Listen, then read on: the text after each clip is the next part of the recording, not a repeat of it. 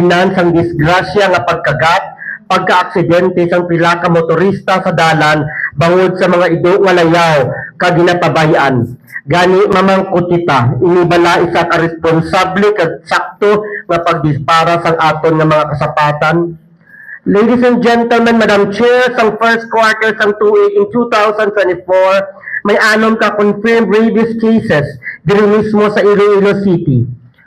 Sudo sa aton office of the City Veterinarian, 6 ka kabuhi ang nagtaliwan. Sang January to March lang sang tuig nga ini, may na-record ang Western Visayas nga 43 confirmed animal rabies cases. 43 nga ina, 42 gid sa ito kag isa sa kuring. Sa 43 nga ina, 32 gid ang sa Iloilo City kag sa iban pa nga mga munisipalidad. So ladies and gentlemen, pila pa kayhan kakabuhi ang atong hulaton nga madula, pila pa kayhan ka pinamalay ang mag-antos sang gasto sa kasubo sang rabies. Ang mga ahensya sang aton gobyerno, lokal man o nasyonal, padayon ang pagsigi-sige pagpahanumdum sining responsibilidad. Ang Department of Health Western Visayas nagsiling ng mas barato at mas epektibo ang pagtugong sang rabies sa pets kaysa pagtambal sang tao nga nabiktima. So mas barato ang magpa-vaccine mo na lang ido sang sa magpabulong ka sa nakagatya. Kung sa konsepto naman sang lahi o kung ordinansya hindi makita ginakulang, we have Regulation number 97042, the City Pound Ordinance, nga una nga nag-set up sang rules sa pag-impound and disposition sang mga ido. Regulation Ordinance number 2018-024. I think it was passed by Councilor Miguel Treñas.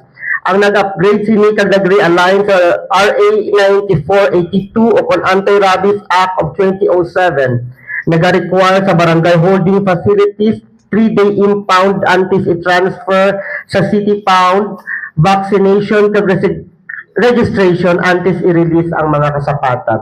And finally, ladies and gentlemen, Article Republic Act 9482 mismo nag-mandate sang dog registration kag annual vaccination. Gusto ko ipahanumdum sa tanan, ang pagkuha sang pet kag ang pagsagod isa ka lifetime commitment kag may kaangot nga social and community responsibility, especially to the health, security and safety of others. Gani, kung hindi mo kaya ang responsibilidad, magpabakuna, magpakaon, confinement, magpavet, hindi ka magsagod sang pet, maluoy ka sa sapat, kag maluoy ka sang mahalitan sang imo sapat. Aton tandaan, ladies and gentlemen, nga manami man nga may sapat kita, pero ang obligasyon, ara gidapat naton. You know, ang mga Ilonggo mahilig magdala sang mga ido, kuring lang, sa SM. Kung isang ido, dako pasakon ginalagaw sa SM.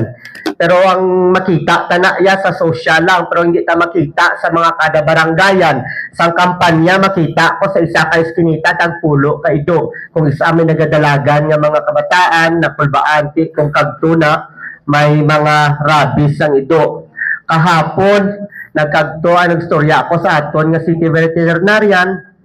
Kag nangayo ko sa ila accomplishment report. Kaginggaan ako sa aton City Vet as of August 2025. May mass pet rabies vaccination sila na total of 35,404 dogs and cats, 180 barangays. 72% na ang ila na vaccine out of 49,500 estimated dog population. Ang ilangan na kapon, 610 dogs and cats. Ang nagpa-adopt, 31 dogs, 6 puppies, 1 cat, 3 kittens. So, gina-encourage ko ang iban kung gusto nyo man nga may, may pet, open dito ang aton dog pound nga may mga pets sila nga pwede naton i-adopt. Kag sa tag-iyaman sa mga askal o kung Bisaya nga mga ito sa mga kabarangayan sa syudad, obrahon ta ang aton kadungdanan. May libre man nga bakuna nga sarang makipag-angot sa City Veterinarian Office para iparehistro ang aton ido. Ang layaw nga ido or sapat hindi mapaktan ang ila paguna-una kag base may makagat nga pang pumuluyo sang syudad sang Iloilo. Hindi naton pagpadayunon ang hindi nga cycle na cute lang while small.